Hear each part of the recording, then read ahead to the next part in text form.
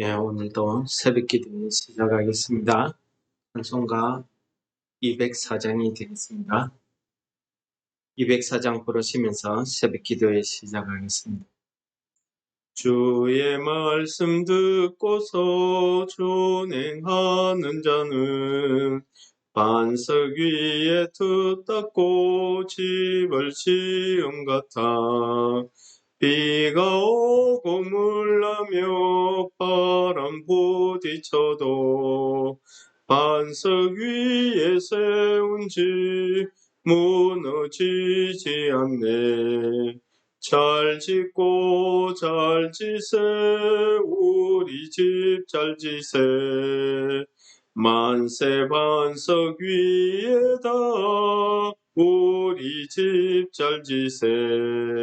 주의 말씀 듣고도 행치 않는 자는 모래 위에 드 닦고 집을 지은 같아.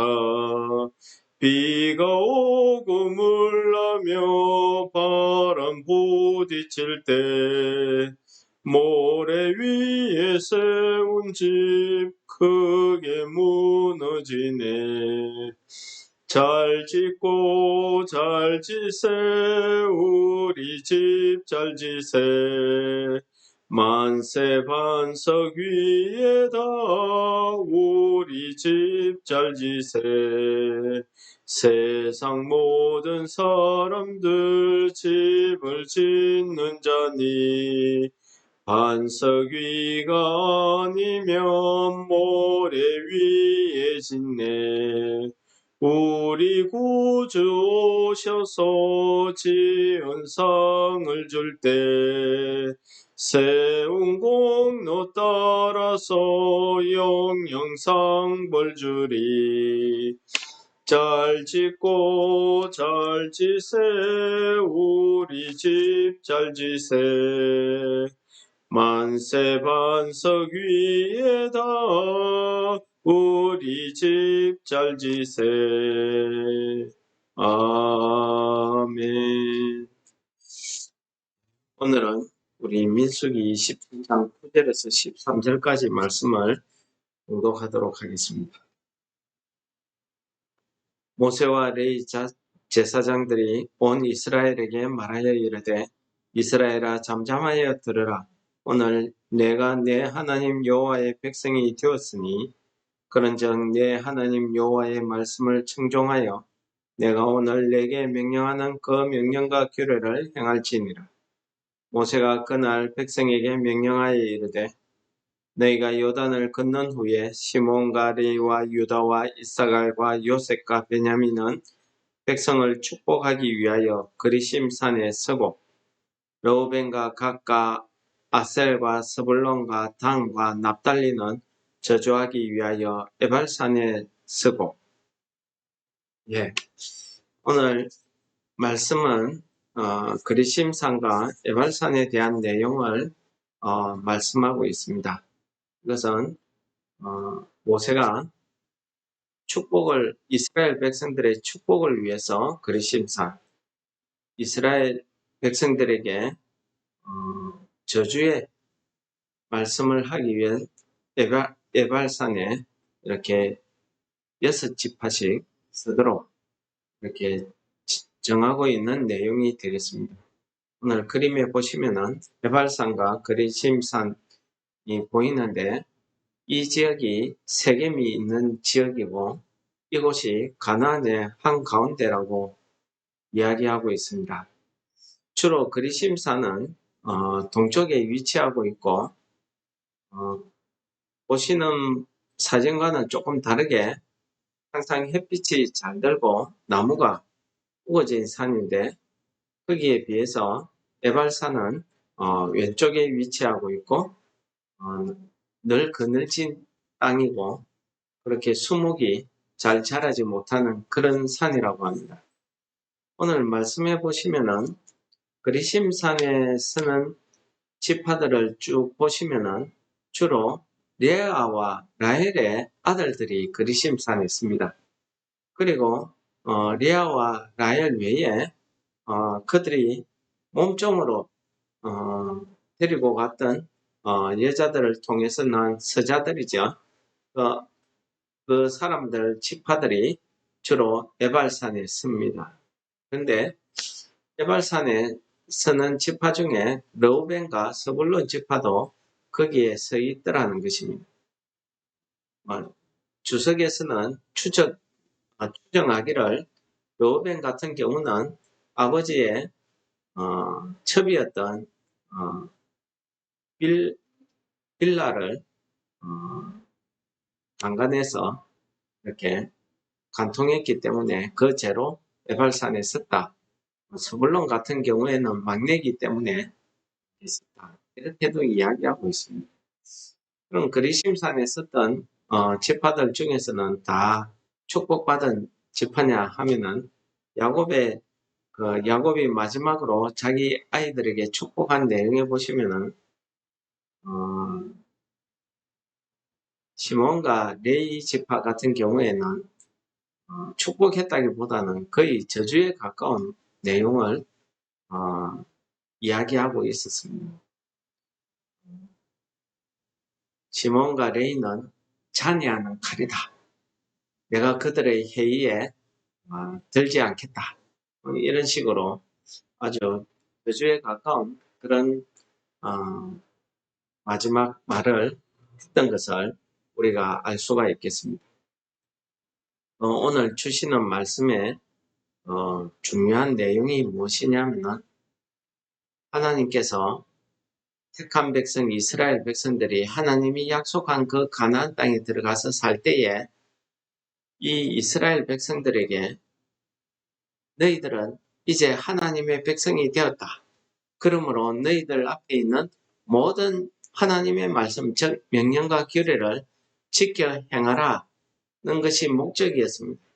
그래서 지켜 행하면은 그리심산에 서 있는 축복을 선포한 축복을 너희들이 받을 것이고 만약에 지켜 행하지 않으면은 에발산에 선포된 그런 저주가 너희들에게 임할 것이다 라는 것을 이야기하고 있습니다. 한마디로 순종과 불순종에 대한 것을 깨닫게 하시는 그런 내용이라고 이렇게 말씀드릴 수가 있겠습니다.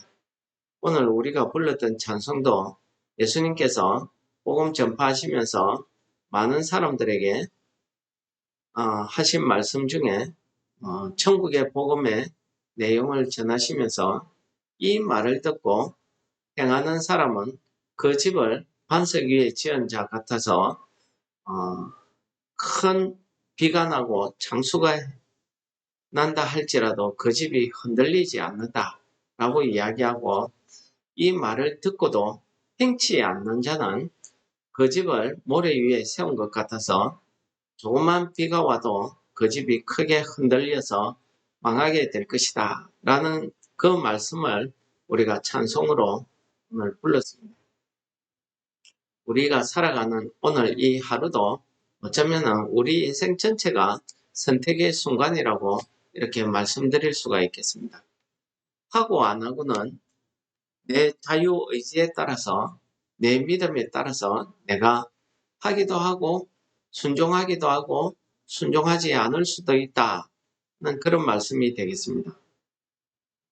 우리가 많은 하나님의 말씀을 우리가 듣고 또 그 말씀대로 믿음으로 살려고 노력은 하죠. 하지만은 정말 우리 믿음이 있는지 한 번씩 되돌아보게 되는 그런 경우를 우리가 종종 만나게 됩니다. 예를 들자면은 우리가 하나님 앞에 하나님을 믿는다고 말은 하지만은 내가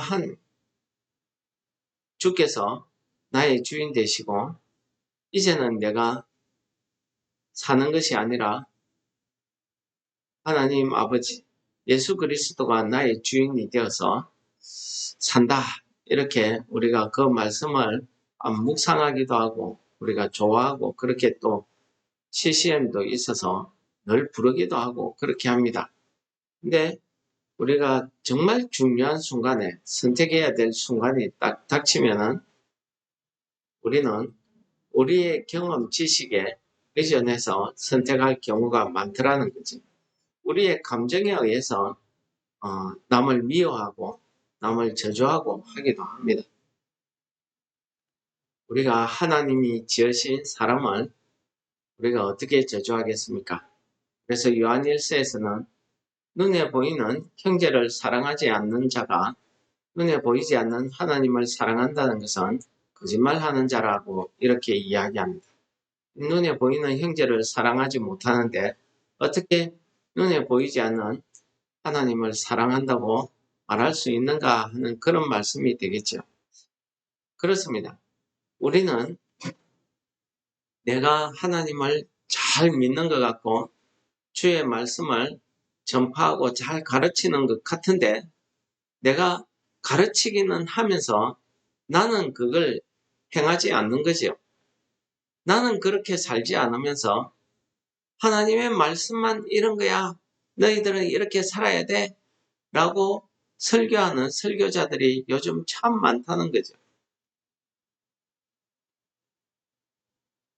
저도 그 중에 한 사람이긴 합니다만은 어쨌든 우리가 말씀을 전한 자가 우리가 입술로 말씀을 전하는 것도 중요하겠지만은 먼저 자기가 그러한 삶을 생활을 실천해야 될 줄을 믿습니다.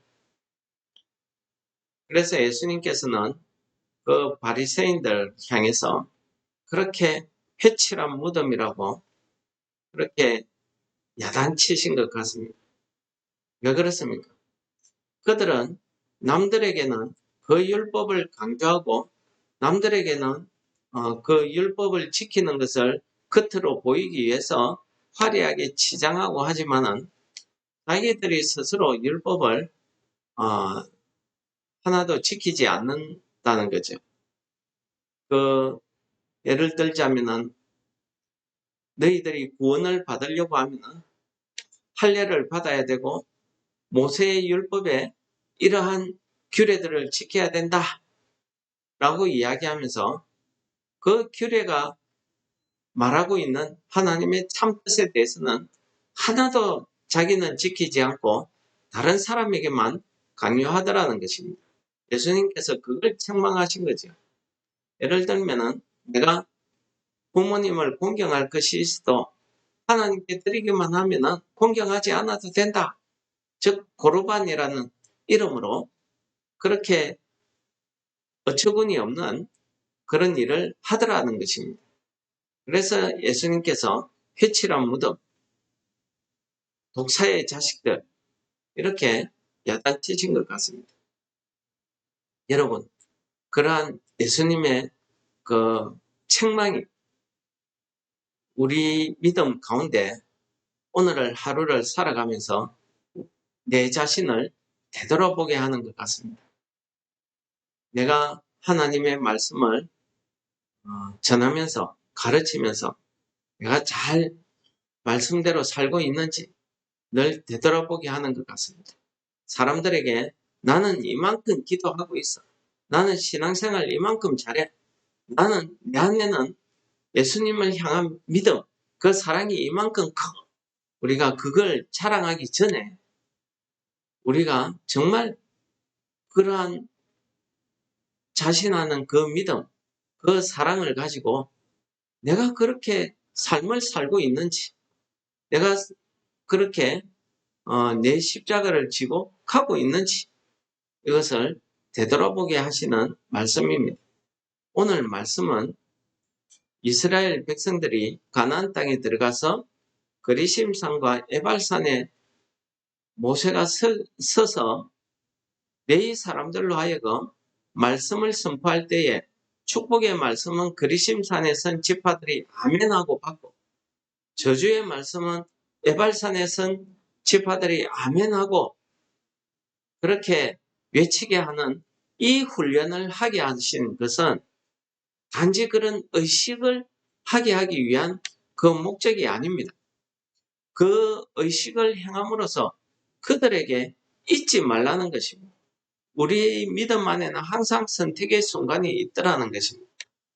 축복의 말씀을 선택하고 그 말씀대로 순종하여 살기를 바라는 그 믿음의 훈련 아니었겠습니까?